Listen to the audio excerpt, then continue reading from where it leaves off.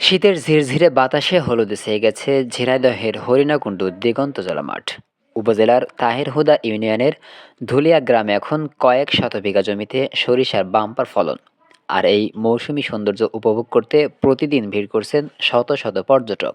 বিস্তারিত থাকছে হরিণাকুণ্ডু বার্তার প্রতিবেদনে। না, এত সুন্দর জায়গা পাইনি তাই এখানে আসছি। মনটা অনেক ভালো। বন্ধু বান্ধব নিয়ে আমরা স্কুল শেষ করে আসি এখানে দেখতে।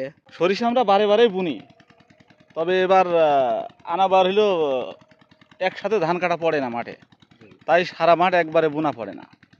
এবার সারা মাঠ একসাথে ধান কাটা পেরিয়ে গিয়েছে, মাঠ ফাঁকার কারণে একবারে আমরা সবাই সরিষা বুনে দিয়েছি। আনাবার আমাদের বিঘে ভুঁই 4 মণ 5 মণ করে হয়, তো এবার আশা করছি বেশি হবে না, সরিষা এবার ভালো। চোখ যেদিকে যায় শুধুই হলুদের সমারোহ। ঝিনাইদহের হরিণাকুণ্ডু উপজেলার ধুলিয়ার মাঠ এখন যেন এক জীবন্ত ক্যানভাস।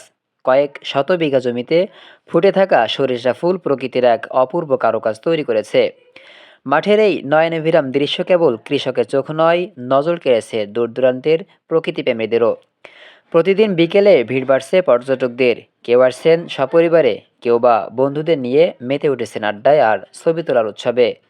মাঠের সৌন্দর্য উপভোগ করতে আসা দর্শনার্থীরা জানান, যান্ত্রিক জীবনের ক্লান্তি কাটাতে তারা সপরিবারে এখানে ছুটে এসেছেন। ঘুরতে আসছে, আমার মেয়ে আসছে, আমার ভাস্তি আসছে, আমার ভাইস্তে আসছে, বিটার বউ আসছে। পরিবার সহ জি, পরিবারের সবাই। পরিবার সহ ঘুরতে এসেছেন, কেমন লাগছে? খুব আনন্দিত, খুব ভালো লাগছে। কেউ আসছেন বন্ধুদের নিয়ে ছবি তুলতে, আবার কেউ বা আসছেন প্রকৃতির স্নিগ্ধতা উপভোগ করতে। আগত এক পর্যটক বলেন, ফেসবুকে ছবি দেখে এখানে এসেছি, সরাসরি সরিষার এমন সমুদ্র দেখে আমি মুগ্ধ। মনে হচ্ছে কোনো শিল্পীর আঁকা ছবি। ফলন ভালো হওয়ায় এবার কৃষকদেরও মুখে হাসি। তারা বলছেন, পোকামাকড়ের উপদ্রব কম থাকায় এবার তেলের ভালো ফলন পাবেন। পাশাপাশি পর্যটকদের আনাগোনায় এলাকাটি এখন বেশ পরিচিতি পাচ্ছে। আমরা তো শুধু চাষ করি, কিন্তু এবার দেখছি বহু মানুষ গাড়ি নিয়ে আমাদের মাঠে ঘুরতে আসছে।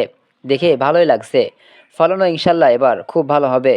আনাবার আমাদের বিঘে ভুঁই 4 মণ 5 মণ করে হয়, তো এবার আশা করছি বেশি হবে না, সরিষা এবার ভালো। আশা করি অন্যান্য বছরের চেয়ে এবারও প্রচুর পরিমাণ ভালো হবে আর কি। আমরা যদি একটু সরকার থেকে অনুদান পাইতাম বা ইয়ের থেকে, তাহলে আমাদের অনেকেই উপকার হতো। আমাদের অনেক অনেক এলাকা চাষি ভাই আছে, খুব গরিব চাষি, আমরা তাদের জন্য অনেক আমাদের উপকৃত হতো আর কি। কৃষি বিভাগের তথ্যমতে আবহাওয়া অনুকূলে থাকায় এবং উন্নত জাতের সরিষা চাষ করায় এবার বাম্পার ফলনের আশা করা হচ্ছে। আর এই হলুদের সমারোহ ধুলিয়া গ্রামকে রূপ দিয়েছে এক অস্থায়ী পর্যটন কেন্দ্রে।